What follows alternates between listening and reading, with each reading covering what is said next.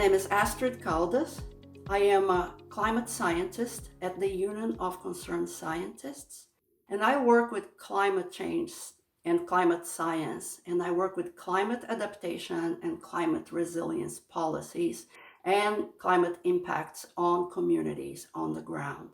My work at the Union of Concerned Scientists involves communicating science to a lot of different audiences and a lot of different people with very different backgrounds. Of course, my main goal is to communicate information, true facts about science. But many times that entails clarifying misinformation and clarifying things that people don't quite have right. So there is a lot of advice on how to fight misinformation and disinformation. There is a lot of gut feeling about who you're talking to. You got to know your audience, because I'm not going to talk the same way to a scientist as I'm going to talk to a community center or to high school students or to a faith community. They are very different things. I have to find something, an in, to talk to them about something that's going to get their attention and that is going to speak to their values. So you cannot be confrontational, you cannot be a know-it-all, you cannot come across as saying, what you're saying is nothing, this doesn't mean anything, you're completely wrong. You can never do that, right? Always acknowledge, accept, and then you can counter, or you can kind of throw questions to the person to kind of make them think about what they had just said. And, it's a conversation. It's never a lecture, it's a conversation. Connecting with people is easier than people think. There is always something that we have in common with somebody.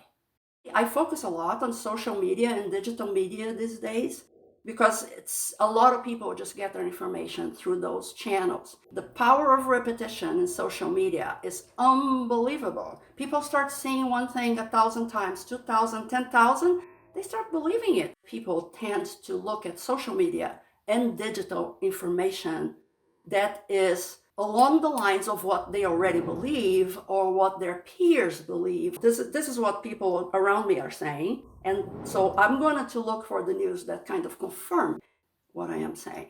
It's important that we use all the channels that we have. That's why I speak to the media, I speak to the communities, I speak to scientists, I speak to town halls, I speak to anybody, because it's extremely important that science communication is not compartmentalized. It has to be for all.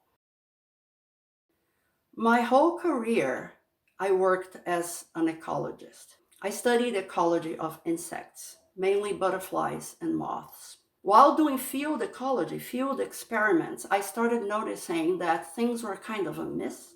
Things were not going the way they had always gone, and things were changing somehow. Took me a little while to realize that was climate change. It was changing their life cycle, as we call it. It was changing the interactions they have with their plants and with their natural enemies. And everything was kind of falling apart a little bit. So at that point, I got very interested in climate change. I went back to school and I got a master's in environmental management and policy.